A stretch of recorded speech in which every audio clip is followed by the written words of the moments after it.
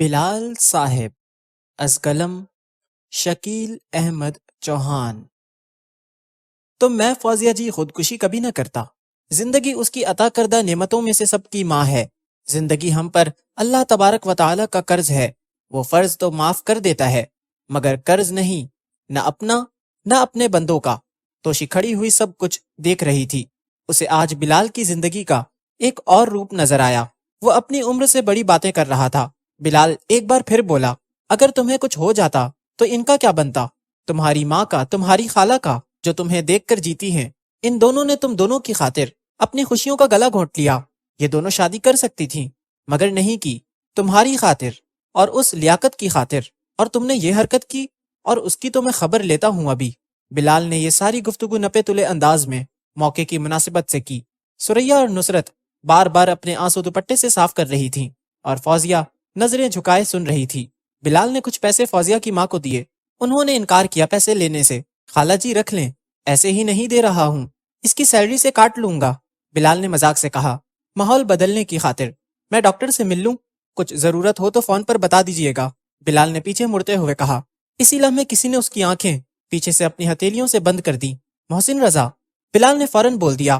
کمال ہے، میں تجھے اب بھی یاد ہوں۔ محسن رضا ڈاکٹر کا کوٹ پہنے حیرت اور مسرت سے کہہ رہا تھا۔ دونوں گرم جوشی سے بغلگیر ہوتے ہیں، جیسے سالوں بعد ملے ہوں۔ آج کوئی 6-7 سال بعد ملے ہیں، محسن نے اندازے سے کہا۔ 7 سال 4 مہینے اور 22 دن بعد، بلال نے تفصیل بتائی۔ کمال ہے، پھر سے تو بازی لے گیا، ڈاکٹر محسن رضا بولا۔ ڈاکٹر محسن ان دونوں کو اپنے کمرے میں لے گیا۔ بلال واش روم میں چلا گیا۔ ڈاکٹر محسن نے کالج کے دنوں کا فولڈر کھول لیا اور توشی کو نوشی سمجھ کر قصے سنانے لگا۔ بھابی جی، آپ کو پتا ہے اس کے پاس آپ کی ایک تصویر ہوتی تھی، اس میں آپ کی چھوٹی بہن بھی تھی۔ آپ دونوں نے سرخ رنگ کے کپڑے اور اوپر بلیک لیدر کی جیکٹیں پہنی ہوئی تھیں۔ ایک دن یہ دیکھ رہا تھا تو میں نے دیکھ لیا، تب مجھے پتا چلا، ورنہ یہ تو اپنی بات کو ہوا ہی نہیں لگنے دیتا تھا۔ ڈاکٹر محسن رضا ایسے ہی بات کر رہا تھا جیسے کالج کا اسٹوڈنٹ ہو۔ پھر میں نے اسے بلیک میل کیا، مجھے بتاؤ ورنہ میں ساری کلاس کو بتا دوں گا۔ تب جا کے اس نے مجھ کو آپ کے اور آپ کی بہن کے بارے میں بتایا۔ یہ نسیم اور تسلیم ہیں۔ تصویر دیکھ کر تو لگتا تھا جیسے انجو اور منجو ہوں، وہ چال باز فلم والے۔ اس نے مجھے بتایا نسیم میری منگیتر ہے، تو میں نے کہا یار یہ تیری سالی تسلیم اگر مجھے تسلیم کر لے تو مزہ آ جائے۔ پورے کالج میں میں صرف اکیلا اس کا دوست تھا۔ سب حیران ہوتے کہ سب سے لائق بندے کا دوست سب سے نالائق، مگر یہ حقیقت تھی۔ پتہ نہیں بلال کو مجھ میں کیا نظر آیا کہ میری طرف دوستی کا ہاتھ بڑھا دیا، ورنہ ہر کوئی بلال سے دوستی کرنا چاہتا تھا۔ بلال واش روم سے نکل آیا۔ میں بھابی کو اپنے کالج کے قصے سنا رہا تھا۔ محسن مسکراتے ہوئے بولا۔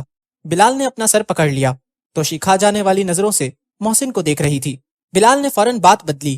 محسن، تم نے مجھے فوزیہ کی کنڈیشن کے متعلق انفارم نہیں کیا؟ بلال نے پوچھا۔ یادوں کی بارات واپس کالج جا چکی تھی اور محسن بھی ڈاکٹر محسن رضا بن چکا تھا۔ ایکچولی کچھ پرابلم ہے اسٹمک میں۔ تھینکس گاڈ ٹائم پر آ گئے یہ لوگ، اور آتے ہی 2-3 وامٹ کر دی پیشنٹ نے۔ اور جو پلس پوائنٹ تھا وہ یہ کہ نیند کی گولیاں ڈپلیکیٹ تھیں، جس کی وجہ سے بچت ہو گئی۔ ڈاکٹر محسن رضا بول رہا تھا ایک ڈاکٹر کی طرح۔ یہ لو، اب آدمی سکون سے مر بھی نہیں سکتا اس ملک میں جہاں زہر بھی خالص نہ ملتا ہو۔ توشی بھولی صورت بنا کر بولی، اس نے نیند کی گولیاں کھائی تھی، زہر نہیں۔ ڈاکٹر نے وضاحت پیش کی، زہر سمجھ کر ہی کھائی تھی، مگر ہوا کیا؟ کچھ نہیں، وہ تو زندہ بچ گئی نا۔ توشی نے سنجیدگی سے اپنی دلیل پیش کی۔ بلال اور محسن توشی کی دلیل پر ہنس پڑے۔ ویسے آپ ڈاکٹر ہیں بھی یا ایویں سفید کوٹ ہی پہنا ہے؟ کہاں سے کیا MBBS آپ نے؟ میرا مطلب ہے کون سے کالج سے؟ میں نے چائنا سے میڈیکل کی تعلیم حاصل کی ہے، ڈاکٹر محسن بولا۔ یہ لو، اب ڈاکٹر بھی میڈ ان چائنا آ گئے ہیں، جیسی چائنا کی چیزیں ڈاکٹر بھی ویسے ہی ہوں گے، توشی بیزاری سے بولی۔ بلال محسن کی طرف دیکھ کر مسکرایا اور بولا، ڈاکٹروں کا تو مجھے پتہ نہیں، ہاں چائنا کی چیزیں اپنی قیمت کے مناسبت سے بہت اچھی ہیں۔ تسلیم جی، چائنا کا غریب لوگوں پر بہت احسان ہے، وہ اشیاء جو ان کی پہنچ سے باہر تھی چائنا نے ان کے گھروں میں پہنچا دی۔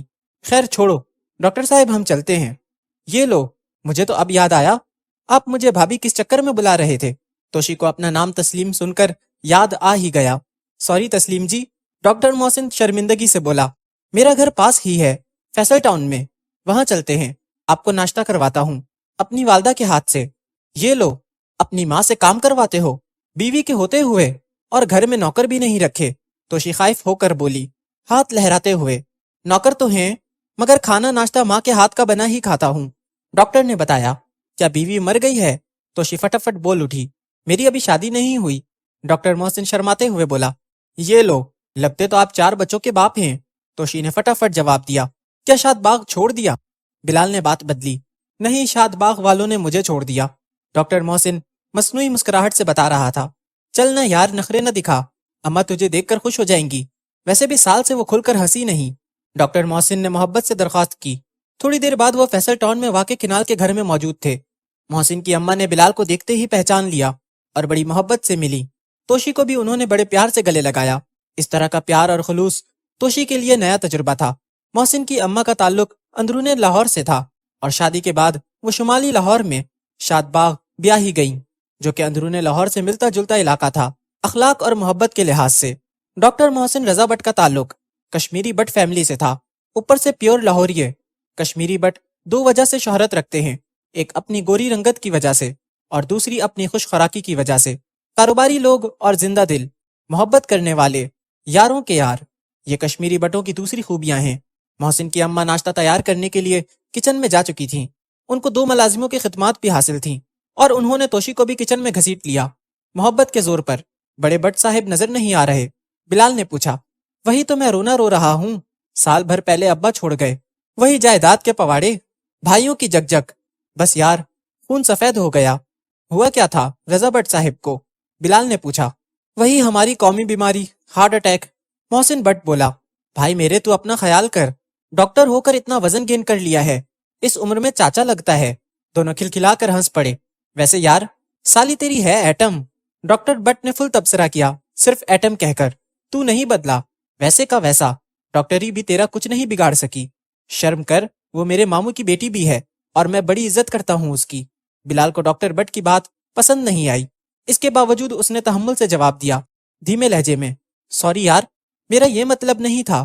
محسن بٹ نے شرمندگی سے کہا، سوری یار بلال، غلط مت سمجھنا مجھے، تمہیں تو میری عادت کا پتہ ہے، معذرت بار بار نہ کرو، میں تمہیں جانتا بھی ہوں اور سمجھتا بھی ہوں، اسی لیے تمہارے گھر آ گیا۔ بلال نے سنجیدگی سے کہا۔ اتنے میں ملازم ڈائننگ ٹیبل پر ناشتہ لگا رہا تھا، نہاری، پائے، حلوہ پوری، کلچے، پراٹھے اور لسی، پیور لاہوری ناشتہ۔ یہ سب کچھ دیکھ کر ڈاکٹر کا گھر نہیں لگتا تھا، مگر ڈاکٹر بٹ ایسا ہی تھا، بول کر سوچتا کیا بول دیا، اور سب کچھ کھا کر کہتا تھوڑا زیادہ کھا لیا۔ ایسے ڈاکٹرز بھی ہوتے ہیں۔ ناشتے کی میز پر بیٹھتے ہوئے توشی نے دیکھ کر کہا، آنٹی یہ ڈاکٹر تو ہے نا؟ ہاں ہاں بیٹا، ڈاکٹر ہی ہے۔ بلال بیٹا تم بھی آؤ نا، وہاں کیوں بیٹھے ہو؟ بلال نے محسن کو بتا دیا تھا کہ میرا روزہ ہے۔ محسن اور توشی آمنے سامنے ڈائننگ ٹیبل پر بیٹھے اور محسن کی والدہ گھر کے سربراہ کی جگہ پر بیٹھی تھی۔ اماں آپ شروع کرو، اس کا روزہ ہے، ڈاکٹر بٹ نے اطلاع دی۔ ہاں تو بیٹا، بات دراصل یہ تھی کہ یہ بننا چاہتا تھا باڈی بلڈر، اور بٹ صاحب کی خواہش تھی کہ یہ ڈاکٹر بنے۔ بٹ صاحب کے خاندان میں کوئی 8ویں سے آگے نہیں گیا۔ کسی نے بٹ صاحب کو کہہ دیا کہ تیرے پورے خاندان میں ایک بھی ڈاکٹر نہیں ہے، تو ان کو غصہ آ گیا۔ بڑے دونوں بیٹے تو پڑھائی چھوڑ چھاڑ کر باپ کے ساتھ گودام سنبھالتے تھے، یہ تھا 9ویں جماعت میں، گھر کا سب سے پڑھا لکھا مرد، تو ڈاکٹر کا مشن اس کو سونپ دیا گیا۔ ڈاکٹر بٹ کی والدہ بڑی خوش تھیں کیونکہ آج کافی دنوں بعد ان کا دسترخوان کسی مہمان کی میزبانی کر رہا تھا۔ ان کی ساری گفتگو کے دوران بلال نے اپنے اسکول اطلاع کر دی تھی اور گھر پر بھی نانی کو بتا دیا تھا کہ توشی اس کے ساتھ ہے، اور لیاقت علی کو بھی شارجہ فون کیا تھا۔ لیاقت علی نے جمعہ کی نماز کے بعد اسکائپ پر بات کرنے کا وعدہ کیا تھا۔ بلال دیکھ رہا تھا کہ توشی ان میں گھل مل گئی ہے اور کافی خوش بھی ہے۔ آتے ہوئے ڈاکٹر بٹ کی والدہ نے اس کو ایک خوبصورت سوٹ کا تحفہ بھی دیا۔ 12:30 بجے وہ اسکول پہنچے۔ اس کے بعد بلال جمعہ کی نماز ادا کرنے کے لیے چلا گیا۔ اسکول میں چھٹی ہو چکی تھی۔ اسکول میں سیکیورٹی گارڈ اور اس کی بیوی اور 2 بچے تھے۔ بلال جمعہ پڑھ کر آ چکا تو اس نے اسکائپ پر لیاقت علی سے بات کی شارجہ میں۔ اس کے بعد وہ دوبارہ ہسپتال گیا۔ جب وہ وہاں پہنچا تو فوزیہ کافی بہتر تھی اور اس کی والدہ بتا رہی تھی کہ ڈاکٹر نے کہا ہے کل چھٹی ہو جائے گی۔ بلال نے انہیں بتایا کہ میری لیاقت علی سے تفصیل سے بات ہوئی ہے اور وہ شرمندہ ہے، مگر اس نے شادی وغیرہ نہیں کی کسی سے بھی۔ بات دراصل یہ ہے کہ جس سپر مارکیٹ میں وہ کام کرتا ہے، وہاں فلپائن کی ایک لڑکی اس کے ساتھ کام کرتی ہے۔ ان دونوں نے مل کر ایک روم کرائے پر لے لیا۔ کرایہ بچانے کے لیے وہ دونوں ایک ساتھ ایک کمرے میں رہتے ہیں۔ ہائے در فٹے منہ لیاقت کا، اسے ذرا شرم نہ آئی یہ بغیرتی کرتے ہوئے؟ بھلا کوئی گل ہے؟ خالہ نصرت، لیاقت کی ماں بولی۔ اور وہ جو ننگی تصویریں فیس بک پر میں نے کل رات کو دیکھی تھی وہ؟ فوزیہ شکایتی انداز میں بولی۔ اب کیا کہتا ہے؟ اسے رکھنا ہے یا پھر؟ خالہ سریا، فوزیہ کی ماں، بول اٹھی۔ بہت کچھ کہنا چاہتی تھی مگر پتہ نہیں کیوں گول مول کر گئی۔ دیکھیں خالہ جی، وہ اگلے مہینے نوکری چھوڑ کر واپس آ رہا ہے، ہمیشہ کے لیے۔ اس نے معافی بھی مانگی ہے اور وہ شرمندہ بھی ہے۔ اب آپ نے فیصلہ کرنا ہے، اسے معاف کرنا ہے یا نہیں۔ فوزیہ، وہ تمہیں بھی فون کرے گا، میرا مشورہ ہے معاف کر دینا۔ اس کے بعد بلال واپس ڈیفینس کے لیے نکلا۔ واپسی پر اس نے ایک کسائی کی دکان کے پاس گاڑی روکی، ہارن دیا۔ آدمی جلدی سے باہر آیا اور گوشت کا ایک بڑا شاپر بیگ گاڑی میں رکھ دیا۔ بلال نے اسے پیسے تھما دیے۔ بات چیت کوئی نہیں ہوئی سلام دعا کے علاوہ، جیسے پہلے سے سب کچھ طے ہو۔ ویسے تم مرد بھی بڑے کمینے ہوتے ہو، ہمیشہ مرد کی سائڈ ہی لیتے ہو۔ توشی نے خاموشی توڑی اور بلال کی حرکت پر تبصرہ کیا۔